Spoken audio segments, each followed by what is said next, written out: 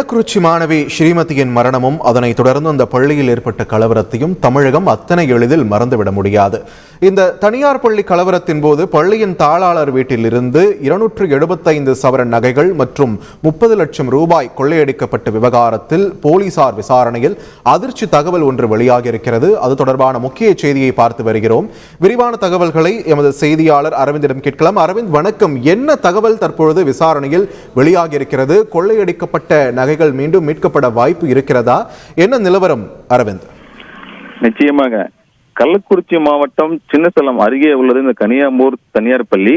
இதுல ஜூலை 13ஆம் தேதி மாணவி இறந்த வழக்கு பார்த்தோம்னா சிபிசிஐடி விசாரித்து வருகிறது. இது ஒரு புறம் இருக்க, இந்த வழக்கில பார்த்தோம்னா ஜூலை 17ஆம் தேதி மாணவர் அமைப்பு நடத்திய போராட்டம் கலவரமாக மாறி அந்த பள்ளி முழுவதும் சூறையிடப்பட்டது.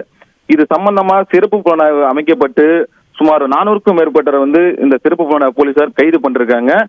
மாவட்ட எஸ்பி பரிந்துரை பேர்ல ஒரு 13 பேர் குண்டா தடுப்பு சட்டத்துல கைது பண்ணிருக்காங்க. இதுல குறிப்பாக பார்த்தோம்னா சிறப்பு புலனாய்வு காவல் தரப்புல மேலும் ஒரு தீவிரப்படுத்தப்பட்ட வழக்குல பள்ளியின் தாளாளர் ரவிக்குமார் வீட்டுக்குள் புகுந்து அந்த ஜூலை 17ஆம் தேதி கலவரம் நடைபெற்ற போது வீட்டில் இருந்த 275 சவரன் நகை மற்றும் 30 லட்சம் ரொக்கம் பணத்தை கொள்ளடித்து சென்றதாக விசாரணையின் பள்ளி தாளாளர் ரவிக்குமார் தரப்பில் தற்போது ஒரு தகவல் வெளியாகி தெரிவித்ததாக கூறப்படுகிறது.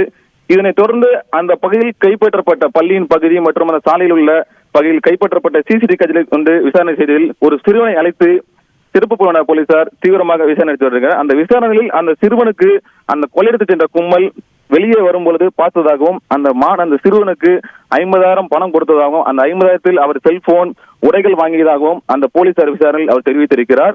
இந்நிலையில் தீவிரமாக மீண்டும் அங்க இருக்கும் சிசிடிவி காட்சிகள், அங்க இருக்கும் போன் லொகேஷன்களை கொண்டு இந்த திருட்டில் யார் ஈடுபட்டிருக்கிறார், அந்த முகமடி கும்பல் எப்படி இங்கே உள்ளே வந்தது இந்த கலவரத்தில் அப்படின்னு என்று போலீசார் தீவிரமாக சிறப்பு புலனாய்வு விசாரணை நடத்தி வருகின்றனர்.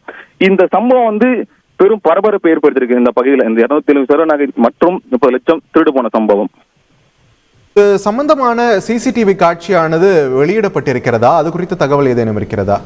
குறிப்பாக இது ரகசியமாக காக்கப்படுகிறது. ஏனென்றால் இந்த சிசிடிவி காட்சிகள் வெளியானால் திருடர்கள் மறைந்து விடுவார்கள், வெளி மாநிலம் சென்று விடுவார்கள் என்று கூறப்படுகிறது போலீசார் தரப்பில். அதனால எந்த ஒரு புகைப்படமோ சிசிடிவி காட்சிகளோ வெளியிடப்படவில்லை. இது சம்பந்தமான அனைத்து ஆதாரங்களையும் சேகரிக்கப்பட்டு சிறப்பு போலீசார் தீவிரமாக விசாரணை தொடர்ந்து நடைபெற்று வருகிறது.